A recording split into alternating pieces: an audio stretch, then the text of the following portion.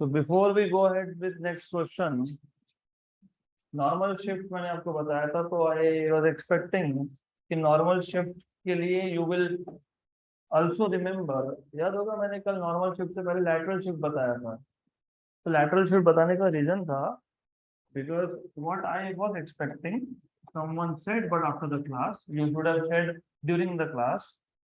तो आपको पता होना चाहिए लैटरल डिस्प्लेसमेंट में क्या होता है। ग्लास स्लैब नहीं होगा तो ये स्ट्रेट जाएगा, it will go straight if there is no glass slab, but because of the glass slab it refracts twice, एक बार upper surface पे which is bending towards normal, एक बार lower surface which is bending away from normal। मतलब emergent ray और incident direction they are parallel to each other। very good, very good। तो अगर ये आपको याद है तो आपको और एक चीज याद होनी चाहिए थी।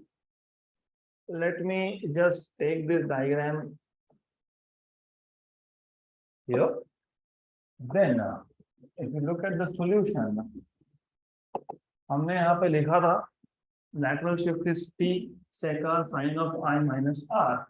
जब सिंगल रे होता है तो emergent ray is parallel to incident direction। यहाँ पे दो रे थे, करेक्ट। दो रे में से इंडिविजुअली सोचो, think about each wave individually. तो जो ऊपर का रे है ऊपर का, और इफ यू रिमेम्बर ये है आपके पास this is original direction, this is original direction मतलब कौन सा डायरेक्शन, इंसिडेंट डायरेक्शन। पहला रिफ्रैक्शन हुआ, you have first refraction light is bending towards normal because ray is travelling from to denser, और सेकंड रिफ्रैक्शन में the light will bend away from normal. Yes, it will bend away from normal, that is true, वो सही है। But incident direction को emergent ray क्या होना चाहिए, parallel होना चाहिए। क्या होना चाहिए, पैरेलल। तो यहाँ पे जो एमर्जेंट रे है, do you see this emergent ray parallel है क्या, पैरेलल। ये इंसिडेंट डायरेक्शन था, तो एमर्जेंट रे शुड बी पैरेलल। किसको पैरेलल, किसको पैरेलल होना चाहिए, किसको होना चाहिए, इंसिडेंट। तो देखो जानबूझ के हटाया मैंने, I have intentionally taken this of. ये एमर्जेंट रे है, ये इंसिडेंट रे है, विच इज इंसिडेंट रे। ये इंसिडेंट रे का कलर चेंज कर देता हूं मैं, ये है incident ray, this is incident. तो इंसिडेंट रे को एमर्जेंट रे क्या होना चाहिए, पैरेलल। ओके, तो let us just for the time being remove this red color patch, right। ये जो व्हाइट लाइन है, what is this, incident direction. और जो एमर्जेंट है ये पैरेलल है क्या, नहीं। तो आंसर हमारा सी नहीं आएगा, आंसर आएगा ए।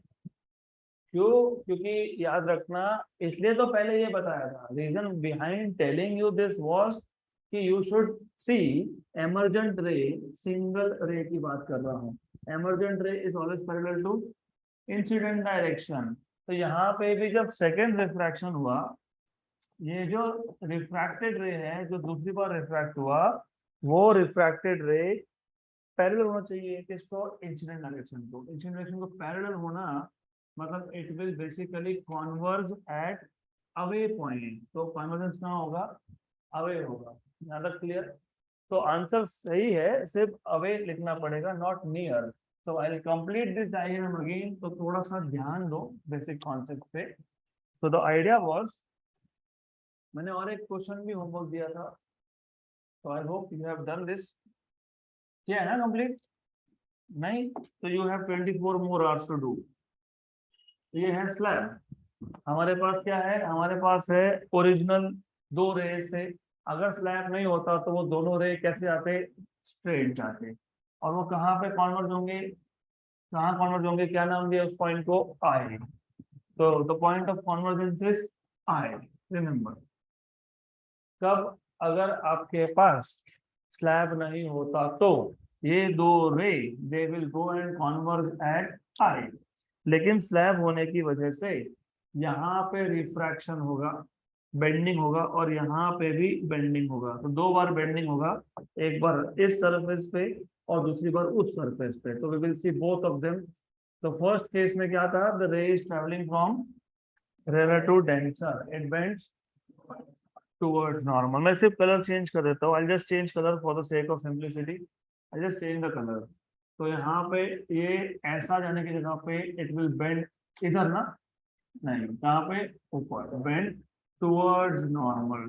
तो सिमिलरली इसका भी वही केस है, नीचे का जो रे है it will also bend towards normal, little bit towards normal. हो गया। देन इसके बाद क्या है, इसके बाद है, इफ यू सी यहाँ पे जब सेकेंड टाइम रिफ्रैक्शन होगा, it bends away from normal, yes, क्योंकि यहाँ पे भी आपको ओरिजिनल डायरेक्शन दिखाना पड़ेगा। ये हो गया आप original direction of this ray, ये ओरिजिनल डायरेक्शन है, this is original direction of this ray. Now it bends, bends कहाँ से कहाँ, denser to there, away from normal, ऐसा नहीं तो ऐसा, राइट। तो ये बेंडिंग होगा तो this will go parallel to the incident direction, so it will go parallel to the incident direction and it will converge at a far away point, तो convergence होगा away point पे। तो original direction को emergent ray क्या है, parallel, original direction में emergent ray क्या है, पैरेलल। तो इसका आंसर क्या आएगा, option number A, it will be t into 1 minus mu away, not near। Clear है तक। देन जो और एक क्वेश्चन मैंने होमवर्क दिया था, how many of you have done that,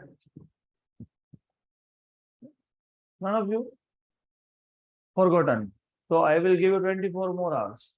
अगर फिर भी नहीं करोगे तो I will tell you now, now I will put that in exam, put that in written exam, I will see the solution, not MCQ type. तो और 24 hours है, कल तक चाहिए वो question. Next question, each quarter मतलब 1/4, each quarter of a vessel of depth h, तो vessel का डेप्थ कितना है, h, is filled with liquids of respective indices n1, n2, n3, n4 from the bottom respectively. The apparent depth of the vessel when looked normally is, joke, क्यों joke, क्योंकि हमने कल इसका एक शॉर्टकट फॉर्मूला बना ही लिया था। हमारे पास एक वेसल है, इसका टोटल हाइट कितना है, h, तो total depth is h, this is total depth, late us से h, राइट।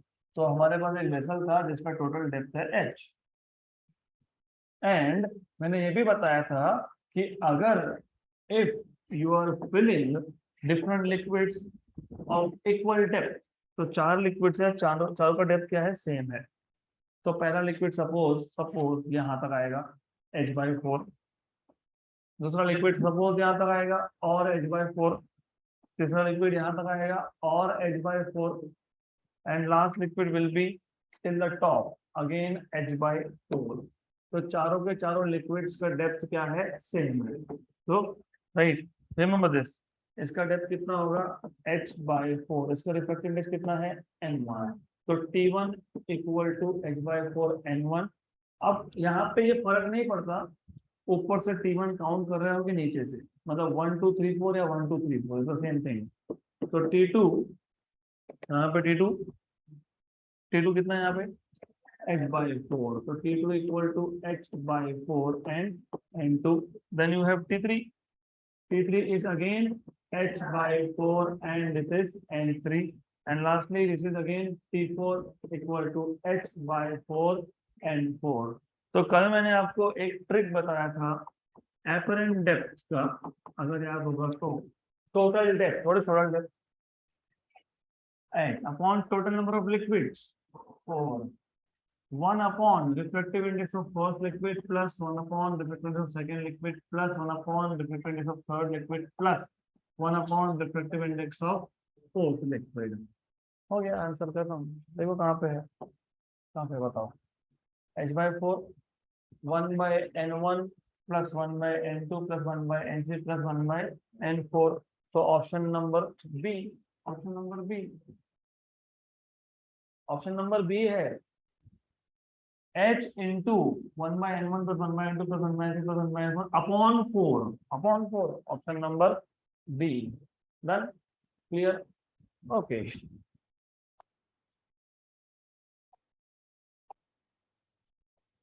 तो इसमें कुछ नया नहीं था, we already knew this from yesterday, हमको पता ही है इसका आंसर क्या आएगा, h/n, where n is number of liquids, 1/μ1 + 1/μ2 + 1/μ3 + 1/μ4, जितने लिक्विड होंगे उतने। फिर यहाँ पे रिफ्रैक्टिव इंडेक्स में म्यू की जगह पे क्या डिनोट किया है, n1, n2, n3 and so on so fourth. अगला question, a glass slab of thickness 3 centimeter and refractive index 3/2 is placed on a ink mark, is placed on a ink mark। तो यहाँ पे हमारे पास एक glass slab है जिसका thickness दिया है 3 सेंटीमीटर, रिफ्रैक्टिव इंडेक्स है 3/2। It is placed on an ink mark on a piece of paper. For a person looking at the mark at a distance 5 centimetre above it, the distance of the mark will appear to be. तो let us say we have ink mark, यहाँ पे एक ink का dot है, उसके ऊपर एक glass slab है, इसके ऊपर एक ग्लास स्लैब है। ग्लास स्लैब का थिकनेस कितना है, 3 सेंटीमीटर। How much, 3 centimetre. तो what is real depth, 3 centimetre. There is a person who is looking from here and the person itself is how much, 2 centimetre. तो ये जो ink mark है वो कहाँ दिखेगा ऐसा पूछा है, तो आपको फाइंड क्या करना है, apparent depth। What you are supposed to do is apparent depth। क्या फाइंड करना है, apparent depth। why to find apparent depth is simple, बहुत सिंपल सा क्वेश्चन है। ये क्या है, रियल डेप्थ है, ये क्या है, apparent डेप्थ है। टोटल पर्सन कितना दूर था, 2 सेंटीमीटर दूर था, 2 था ना, बोला है क्वेश्चन में 2 सेंटीमीटर नहीं। For a person looking at the mark at a distance 5 centimetre above it, 5 centimetre above it का मतलब पता है क्या होता है, ये 3 और वो 2, टोटल कितना, तो टोटल है 5। तो ये टोटल डिस्टेंस है आपके पास 5 centimetre. This is what you should know. तो इसके लिए पर्सन का डिस्टेंस कितना हो गया, ग्लास सरफेस की सरफेस से 2 सेंटीमीटर, ग्लास स्लैब से 2 सेंटीमीटर, करेक्ट। तो एक बार अगर आपको एपरेंट डेप्थ मिल जाता है तो एपरेंट डेप्थ में आप क्या ऐड करोगे, 2 सेंटीमीटर, राइट। क्योंकि ऑब्जर्वर खुद 2 सेंटीमीटर ऊपर है, डॉट था 3 सेंटीमीटर और वो था 2, तो real depth from person eye is 5 centimetre. तो हमको फाइंड करना पड़ेगा पहले apparent depth which is real depth upon refractive index. Real depth कितना है, 3, रिफ्रैक्टिव इंडेक्स कितना है, 3/2, cancel and cancel, what is apparent depth, 2। ये एपरेंट डेप्थ है 2। तो for person the dot will appear, the mark, ink mark, the ink mark will appear, यहाँ पे appear होगा 2 + 2, ink mark will appear at 2 plus apparent depth। apparent depth कितना है, 2, तो 2 + 2 मतलब आंसर क्या आएगा, 4 centimetre. Option number B, 4 centimetre. Next question, अगला question, critical angle of light passing from glass to air is, glass is denser medium, air is rarer medium। critical angle define ही तब होता है when light travels from denser to rarer, मतलब सही है। अब critical angle कितना, तो what is minimum for critical angle for of light passing from glass to air is minimum for which color, red, green, yellow, violet। Do you remember sine of critical angle is 1/μ, मतलब sine of critical angle is inversely proportional to μ। Do you remember सबसे ज्यादा refractive index होता है violet का, तो जिसका सबसे ज्यादा रिफ्रैक्टिव इंडेक्स होगा उसका क्रिटिकल एंगल सबसे कम होगा, क्योंकि यहाँ पे साइन है, अगर कॉस होता तो उल्टा होता, क्यों ऐसा? क्योंकि साइन का टेबल में साइन 0 इज 0, साइन 30 इज 1/2 मतलब 0.5, साइन 45 इज 1/√2 मतलब 0.7071, साइन 60 √3/2 मतलब 0.86। तो जैसे जैसे एंगल बढ़ रहा है वैसे ही साइन की वैल्यू भी बढ़ती है। कॉस में उल्टा होता है, कॉस में एंगल बढ़ना मतलब वैल्यू कम होना। तो यहाँ पे अगर रिफ्रैक्टिव इंडेक्स ज्यादा है तो साइन ऑफ क्रिटिकल एंगल कम है, और साइन ऑफ क्रिटिकल एंगल कम है मतलब एंगल भी कम है। तो सबसे कम क्रिटिकल एंगल किसका होगा? जिसका सबसे ज्यादा रिफ्रैक्टिव इंडेक्स होगा। किसका है? तो ऑप्शन नंबर डी। अब कभी कब, इन सम केसेस, समटाइम्स, कभी कभी ऐसा पूछ लेते हैं सीक्वेंस बताओ। सीक्वेंस बताओ मतलब सबसे ज्यादा रिफ्रैक्टिव इंडेक्स किसका आया? विबग्योर, वी के बाद आई, आई के बाद बी, बी के बाद जी, उसके बाद किसका आया रिफ्रैक्टिव इंडेक्स? किसका है? ग्रीन का। सबसे ज्यादा किसका है? वॉयलेट। फिर किसका है? ग्रीन का। विबग्योर ना, जी पहले आता है, वाई बाद में आता है, फिर किसका है? येलो, और आखिरी में किसका है? रेड। तो क्रिटिकल एंगल का ऑर्डर उल्टा होगा। Critical angle for violet is minimum, then for green, then for yellow and then for red. तो सबसे ज्यादा क्रिटिकल एंगल किसका है? रेड का। Good, option number D. ये एक्स्ट्रा क्वेश्चन हो गया हमारा solve. Next question, the wavelength of light in two liquids X and Y is 3500 and 7000 angstrom, then the critical angle of X relative to Y will be. Question extremely simple, nothing. अगर confusion होता है तो ये पता होना चाहिए, whenever light changes medium, what changes is wavelength, what does not change is frequency, right? तो ये पता होना चाहिए आपको कि लाइट का वेवलेंथ डेंसर मीडियम में ज्यादा या रेयर मीडियम में ज्यादा? रेयर में ज्यादा है। What is refractive index? What is absolute refractive index? C by lambda. So absolute refractive index is inversely proportional to lambda. Correct. Denser medium. Denser medium मतलब refractive index की value ज्यादा होगी। Correct. Denser medium मतलब refractive index की value ज्यादा है, तो wavelength क्या है? कम है। तो वेवलेंथ कम होना मतलब मीडियम कौन सा? Denser. Very good. X medium में वेवलेंथ कितना था? 3500। वाई मीडियम में कितना था? 7000 एंगस्ट्रॉम। डेंसर कौन है? X. X is denser than Y. ये हमको पता होना क्यों जरूरी है? क्योंकि आपको पूछा है critical angle. Critical angle is always defined for a ray traveling from denser to rarer. Then just to understand, diagram draw करके देता हूँ, उसकी जरूरत तो नहीं है बट जस्ट टू अंडरस्टैंड। ये एक मीडियम हो गया, सब मीडियम एक्स या वाई जो भी आप लोगे वो, and then you have one more medium, so you can draw one more medium here, some medium. It is purely up to you, आप इसको कैसा शो कर रहे हो। तो maybe I will call this as, let us say ये x medium है, ये वाई मीडियम है। तो ray of light is travelling from X to Y, X to Y. मैंने आपको बताया था by default, not to get confuse, confusion नहीं होना चाहिए इसके लिए डायग्राम ड्रॉ करके दे रहा हूँ। मैंने आपको बताया था ओरिजिनल मीडियम जिसमें लाइट था वो मीडियम 1, बाद में मीडियम 2। ये मीडियम एक्स है तो इसका रिफ्लेक्टिव इंडेक्स म्यू एक्स लिखोगे, इसका लिखोगे म्यू वाई। यहाँ पे वेवलेंथ होगा लैम्बडा एक्स, यहाँ पे वेवलेंथ होगा लैम्बडा वाई। राइट। हमको क्या फाइंड करना था? Critical angle. क्रिटिकल एंगल कैसे आता है? क्रिटिकल एंगल आता है by applying Snell's law at the boundary of the two medium. यहाँ पे बाउंड्री है, ये है क्रिटिकल एंगल, ये है 90 डिग्री।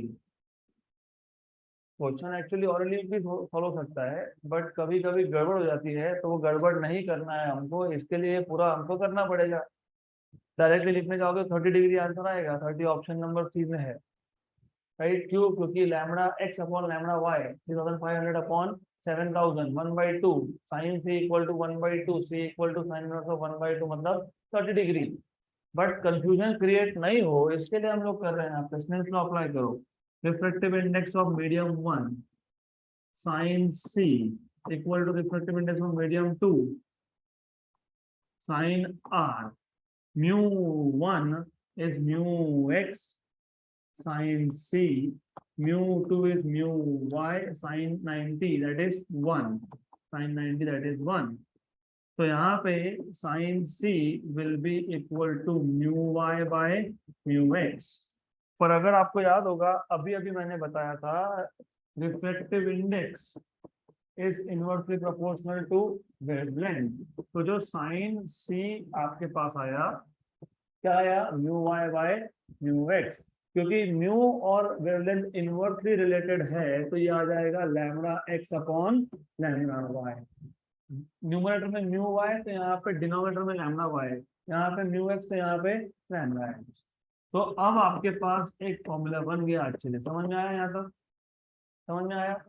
सी ओरली हो सकता था, I could have directly return, हमको पता है, हमको क्या पता है sine C is 1 upon mu. हाँ लेकिन फिर म्यू क्या, म्यू कौन सा म्यू, दो म्यू है, mu X and mu Y. तो shortcut I will not take for now, आगे हायर लेवल क्वेश्चन से मैं शॉर्टकट स्टार्ट कर दूंगा। अभी फिलहाल बेसिक स्ट्रॉन्ग करने का टाइम है। What is lambda x 3500, how much is this 7000, this is 1 this is 2। तो साइन से इक्वल टू हाफ मतलब सी होता है कितना होता है 30 के 60 30। तो ऑप्शन नंबर 3, तो you see it is C.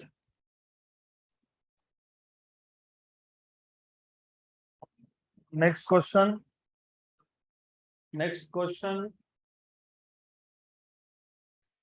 A ray of light is incident at an angle I. We have a ray of light which is incident at an angle I from denser to rarer. तो denser to rarer मैंने आपको बताया as a rule, remember this, as a rule जहां से light start हुआ उसको कौन सा मीडियम बोलेंगे, मीडियम नंबर 1। तो as a rule we will call this as medium number 1, जहां से लाइट स्टार्ट हुआ दैट इज डेंसर मीडियम। तो ये मीडियम नंबर 1 है, ये मीडियम नंबर 2 है। आगे बोला है the reflected and refracted rays are mutually perpendicular. ये रिफ्लेक्टेड रे है, एंगल ऑफ रिफ्लेक्शन है r, ये रिफ्रैक्टेड रे है, ये r डैश है, it's not r1 it is r dash. तो जो रिफ्रैक्टेड और रिफ्लेक्टेड रे है they are mutually perpendicular to each other, मतलब they are at 90 degree to each other. अब आगे बोला है the angle of refraction and reflection are respectively r and r dash, ठीक है। Then the critical angle will be, बहुत simple question है, ray of light is incident at an angle I from denser to rarer. The reflected and refracted rays are perpendicular to each other. The angle of reflection is r and refraction is r dash. आपको पूछा what is critical angle. Critical angle find करने के लिए क्या करोगे, critical angle, how do you find out critical angle, sine C is 1 upon mu, right. तो एक काम करते हैं, sine C is 1 upon mu पता है, but this is normal at the point of incidence, ये नॉर्मल आ गया, ये रे था, और I will just change the colour, this is the ray of light, because if the angle of incidence is critical angle तो रे will go like this. तो ये एंगल कितना होगा 90, ये क्या है क्रिटिकल एंगल, ये कौन है μ1, ये कौन है μ2। तो वही स्नेल्स लॉ अप्लाई करोगे, μ1 sin c equal to μ2 sin r, नहीं लिखूंगा क्योंकि कंफ्यूजन होगा, तो क्या लिखेंगे यहाँ पे डायरेक्टली 90, सीधा सीधा 90। तो sin c is equal to μ2, what is sin 90 1 upon μ1, equation number 1। यहां से भी आपको कुछ मिलने वाला है इंफॉर्मेशन, ये μ1 है, ये μ2 है। From here what you can do is μ1 sin I equal to μ2 sin r dash, right. वहां पे mu two by mu one है, यहाँ पे भी mu two by mu one कर लो, फिर mu two by mu one, mu two by mu one, तो ये क्या आएगा, sine I upon sine of R dash, equation number 2। उल्टा कर देता हूँ, इसको इक्वेशन नंबर 1 बोल देता हूँ, इसको इक्वेशन नंबर 2 बोल देता हूँ। तो फ्रॉम इक्वेशन नंबर 1 एंड 2 दोनों का एक एक साइड सेम है, तो दूसरा दूसरा साइड भी सेम आएगा। तो और याद रखना क्रिटिकल एंगल पूछा है, तो क्रिटिकल एंगल का डायग्राम अलग से लगने वाला है, पता होना चाहिए ये। यहाँ पे क्रिटिकल एंगल पे लाइट इंसिडेंट हुआ ही नहीं, क्यों नहीं हुआ, क्योंकि एंगल ऑफ रिफ्रैक्शन 90 डिग्री है क्या। अगर एंगल ऑफ रिफ्रैक्शन 90 नहीं है, मतलब ये एंगल आई क्रिटिकल एंगल नहीं है, इन शॉर्ट। करेक्ट, यहाँ तक क्लियर। तो क्रिटिकल एंगल का डायग्राम अलग से ड्रॉ किया, बिकॉज यहाँ पे क्रिटिकल एंगल दिखाया नहीं था। तो from equation number 1 and 2, from equation number 1 and 2, what you have is sin c equal to mu 2 by mu 1, but mu 2 by mu 1 is sin I by sin r dash। अब यहाँ तक तो आ गए, अब बाद में समझ में नहीं आता कि क्या करना है। Look at the answer. अब हमको मिल गया साइन सी, हमको क्या चाहिए, सी क्या आएगा, sine inverse of sine I by sine R dash. तो कम से कम साइन इनवर्स तक तो पहुंच गए, मतलब ए बी और सी में से एक आ सकता है आंसर। ब्रैकेट के अंदर या तो आर है या आर डैश है या आई है, करेक्ट। तो अब इसका मतलब ये है कि या तो आई को आर डैश में कन्वर्ट कर लो या आर डैश को आई में कन्वर्ट कर लो। तो वो कैसे करेंगे, look at this diagram. What is this total angle, 180 okay. तो कैन यू राइट फ्रॉम, इसको एक काम करते हैं, इसको डायग्राम ए बोलता हूँ, इसको डायग्राम बी बोल देते हैं। तो from diagram A what you see is r plus 90 plus r dash equal to 180। 180 है ना वो, r dash plus 90 plus r is 180। कितना है वो, do you remember laws of reflection का फर्स्ट लॉ, सेकेंड लॉ।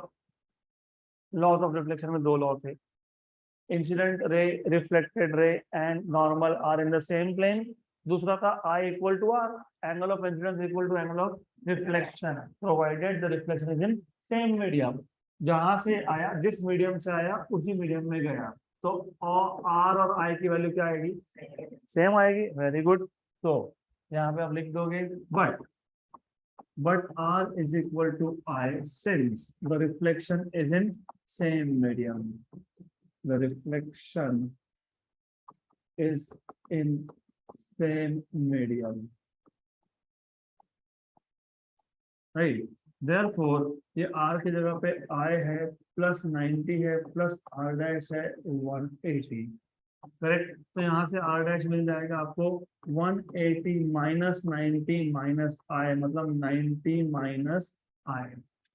इसको हम सब्स्टिट्यूट कर देंगे इक्वेशन नंबर 3 में। तो r dash equal to 90 minus I, मतलब इक्वेशन नंबर 4 कहाँ जाएगा, इक्वेशन नंबर 3 में। तो from equation number 3 and 4, from equation number 3 and 4 C equal to sine inverse of sine I upon sine of r dash, but r dash is 90 minus I। तो आपको पता होना चाहिए basic trigonometry, sine of 90 minus theta is cos theta, तो sign of 90 minus I is cos I। तो C equal to sine inverse of sine I upon cos I, sine I upon cos I मतलब tan I, तो sine inverse of tan I। ये answer में होना चाहिए, नहीं होगा तो चेक कर लेंगे, ऑप्शन नंबर सी, राइट। तो स्टेप्स अच्छे से समझ लो। पहला जो डायग्राम दिया है वहां से एक इक्वेशन मिला mu two by mu one का, mu one sine I equal to mu two sine R dash, क्योंकि स्नेल्स लॉ तब अप्लाई करते हो जब मीडियम चेंज हो, तो आर मत लिखना, आर डैश लिखना। तो mu two by mu one is sine I by sine R dash, equation number 1। पूछा था क्रिटिकल एंगल, क्रिटिकल एंगल के लिए रिमेंबर दिस, क्रिटिकल एंगल के लिए एंगल ऑफ रिफ्रैक्शन होता है 90 डिग्री, तो μ1 sin c equal to μ2 sin 90, μ1 sin c μ2 sin 90, sin 90 is 1, तो μ2 by μ1 is sin c, but μ2 by μ1 was also sin I by sin r dash, तो यहाँ से मिल गया आपको ये, तो c is sin inverse of sin I by sin r dash, equation number 3। लेकिन r plus 90 plus r dash is 180, तो r plus 90 plus r dash is 180, but r is equal to I because reflection is in the same medium, तो आपको यहाँ से मिल जाएगा r dash equal to 90 minus I, तो sin of 90 minus I is cos I, sin I by cos I is tan I, तो option number सी आएगा।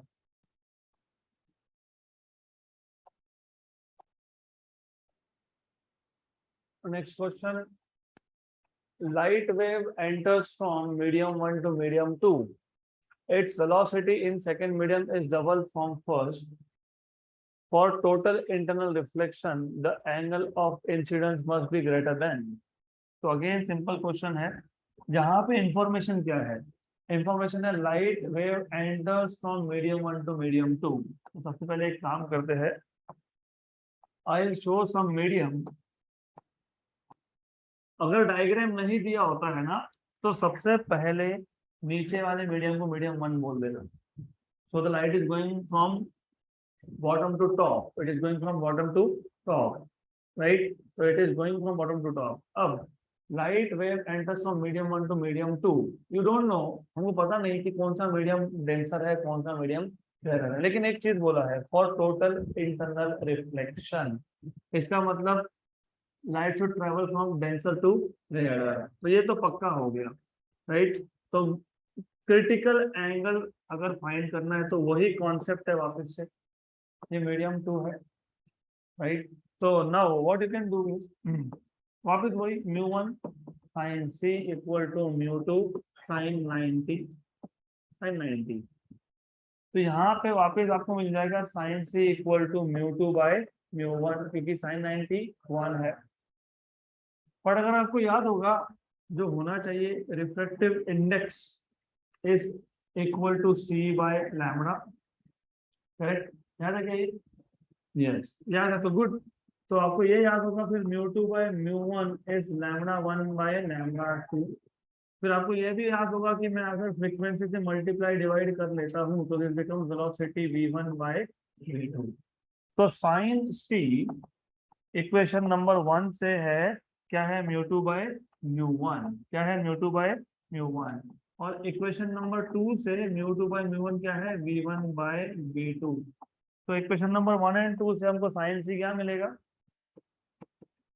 क्या मिलेगा μ2 बाय μ1, तो वो क्या आ गया v1 बाय v2, तो फ्रॉम इक्वेशन नंबर 1 एंड 2 मतलब हमने क्या किया, हमने पहले क्रिटिकल एंगल के डेफिनेशन से μ2 बाय μ1 बना लिया, तो पता ही था, अब पता होना ही चाहिए sine C is μ2 by μ1, but μ2 by μ1 is v1 by v2, ये हमने थ्योरी में भी डिटेल में लिखा है, हमने टोटल 6 फॉर्मूला बनाए थे इफ यू रिमेंबर, तो याद होने चाहिए, रिलेटिव रिफ्रैक्टिव इंडेक्स के 5 to 6 फॉर्मूलाज थे, तो v1 by v2, करेक्ट, जिनको नहीं याद है doesn't matter really, mu is inversely proportional to wavelength, तो mu2 by mu1 will be lambda 1 by lambda 2, so multiply divide by frequency, n into lambda is velocity, so n lambda 1 is velocity 1, n lambda 2 is velocity 2, velocity 1 मतलब velocity in medium 1, velocity 2 मतलब velocity in medium 2, तो formula बन गया हमारे पास, हमको find क्या करना है, क्रिटिकल एंगल ही फाइंड करना है, क्यों, क्योंकि ऐसा बोला है ना, for total internal reflection the angle of incidence must be greater than,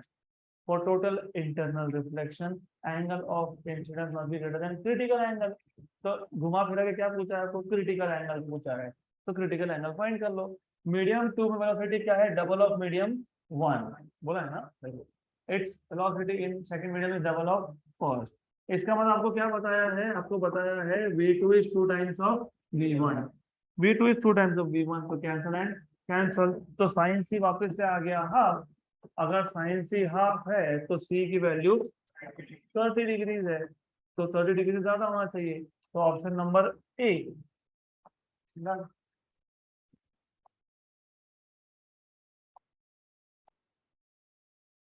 next question, question number 23, glass has a refractive index mu with respect to air and critical angle for a ray of light from glass to air is theta. If a ray of light is incident from air to glass with angle of incidence theta, corresponding angle of refraction is. तो पहले question को दो parts में split कर लेते हैं, so you will understand in a better way. Glass has refractive index mu with respect to air, and the critical angle for ray of light from glass to air is theta. हमारे पास ये एक glass है. In this case, light is going from glass to air. So it is going from denser to rare. और आपको clearly बोला है critical angle. Critical angle मतलब ये एंगल जो है ये थीटा है. हम इसको सी से डिनोट करते थे, इन्होंने थीटा से डिनोट किया है. तो this is refractive index of glass. Mu one भी बोल सकते हो, म्यू वन बोलोगे तो भी चलता है. This is mu air which is equal to 1. तो रे ऐसा गया, ये 90 डिग्री आया. अब अगर आपको बोला है कि अगर उल्टा हुआ, उल्टा होना मतलब क्या, now the ray of light is travelling from air and going to glass. It is going from rare to, it should bend towards normal. Towards normal मतलब ऐसा. अब यहाँ तो ये म्यू जी ही रहेगा और ये म्यू ए इक्वल टू 1 ही रहेगा, और एंगल ऑफ इंसिडेंस कितना है, थीटा. जो क्रिटिकल एंगल था वो यहाँ पे एंगल ऑफ इंसिडेंस है. यहाँ तक क्लियर? Is this clear? पूछा क्या है आपको, करस्पॉन्डिंग एंगल ऑफ रिफ्रैक्शन, मतलब ये जो एंगल ऑफ रिफ्रैक्शन आर है वो कितना आएगा, राइट? तो व्हाट इज आर वैल्यू? तो they are asking you what is R value. तो आर वैल्यू फाइंड कैसे करेंगे? Apply Snell's law here, apply Snell's law here, एक ही बात है. Apply Snell's law. यहाँ तो कुछ इतना पता करने की जरूरत है नहीं. You know sine of critical angle is 1 upon refractive index. तो sine theta is 1 upon mu G. Confusion नहीं हो इसके लिए मैं आपको वही बताता हूँ कि always apply Snell's law in its original form. Refractive index of medium sine of theta, refractive index of medium sine of theta. Theta कितना है वहां पे, म्यू ए कितना है 1, क्योंकि बाहर कौन है, एयर. तो what will be sine theta 1 upon mu G. क्योंकि ये 1 हो गया, ये 1 है, इसको शिफ्ट कर दिया इक्वेशन नंबर 1. यहाँ पे अप्लाई करो. यहाँ पे रे कहाँ से कहाँ जा रहा है, एयर टू ग्लास. तो refractive index of air sine theta equal to refractive index of glass sine of R. कितना, sine of R. Mu air कितना है, sine theta. Sine theta from equation number 1 is 1 upon mu G. वो करेंगे solve बाद में. तो mu G into sine R. Equation number 2 from equation number 1 and 2. Equation 1 से sine 1 upon mu G sine theta, equation number 2 से sine theta mu G sine R. तो from equation number 1 and 2 दोनों का left hand side same है, तो right hand side भी क्या होगा, सेम होगा. तो from equation number 1 and 2 sin theta is 1 by mu g, sin theta is mu g sin r. So 1 upon mu g equal to mu g sin r. So what is sin r? 1 upon mu g का square. So what is r? Sin inverse of, what is r? Sin inverse of 1 upon mu g square. लेकिन refractive index of glass में उन्होंने mu बोला है, सिर्फ mu बोला है. हम क्या बोल रहे हैं यहाँ पे, म्यू जी. तो 1 अपॉन म्यू स्क्वायर. तो sine inverse of 1 upon mu square, option number C. Done.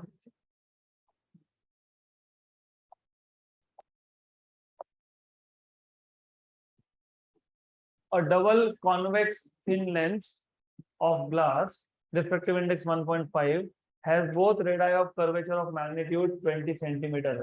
और आपको याद होगा जब एक बाई कॉन्वेक्स लेंस के दोनों सरफेस का कर्वेचर सेम होता है, इसको हम बोलते हैं इक्वी कॉन्वेक्स. क्या बोलते हैं इसको, तो मैग्नीट्यूड वाइज मतलब मॉड वाइज मतलब पॉजिटिव नेगेटिव कन्वेंशन छोड़ के इन दोनों का रेडियस क्या है, सेम है. कितना है, 20 सेंटीमीटर.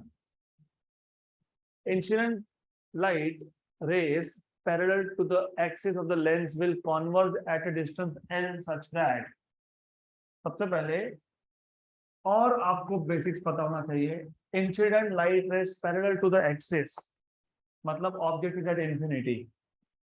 कहाँ है ऑब्जेक्ट? तो रेज कॉन्वर्ज एट फोकस। हाँ, तो आपको पूछा क्या है? फोकस पूछा है। They are asking me what is the value of focal length, right? तो सीधा नहीं पूछा फोकल लेंथ बताओ, घुमा फिरा के पूछा कि जो रेज थे वो पैरेलल थे और वो एक पॉइंट पे कॉन्वर्ज हुए, एक्सिस पे कॉन्वर्ज हुए, और वो डिस्टेंस कितना था? एल था। तो बताओ एल क्या है? They are asking you focal length, क्योंकि if the rays are parallel to each other, इसका मतलब the object is at infinity. When the object is at infinity, image is formed at focal point. तो ये जो L length की बात कर रहे हैं, वो एल लेंथ कोई और नहीं, वो कौन है?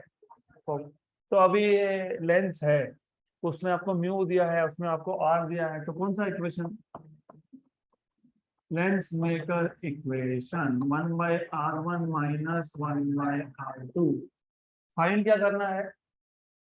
एफ। मतलब कन्वेंशन किसका यूज नहीं होगा? बाकी सबका कन्वेंशन यूज होगा, और उसमें से म्यू का तो कन्वेंशन होता ही नहीं है, वो तो नंबर है। तो म्यू को एज इट इज रखोगे। ये पहला सरफेस था, इसका सेंटर राइट में है, तो इसका रेडियस भी राइट में है, तो प्लस r1 माइनस ये सेकंड सरफेस है, इसका सेंटर लेफ्ट में है, तो रेडियस भी लेफ्ट में है, तो माइनस r2। तो 1/f equal to mu minus 1 plus 1/r2, बराबर। देन 1/f म्यू की वैल्यू 1.5 है, 1 और 1/r2 दोनों सेम है। कितने हैं? 1/20 एंड 1/20।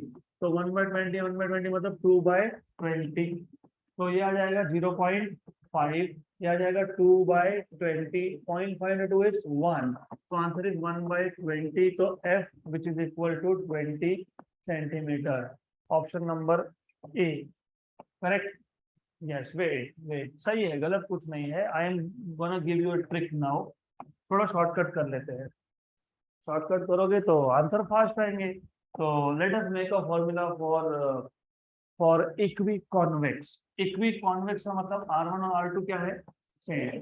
R1 और R2 इज सेम। ये है प्रिंसिपल एक्सिस। तो R1 R2 सेम, मतलब याद रखना 1/f equal to mu minus 1 1/r1 minus 1/r2, correct.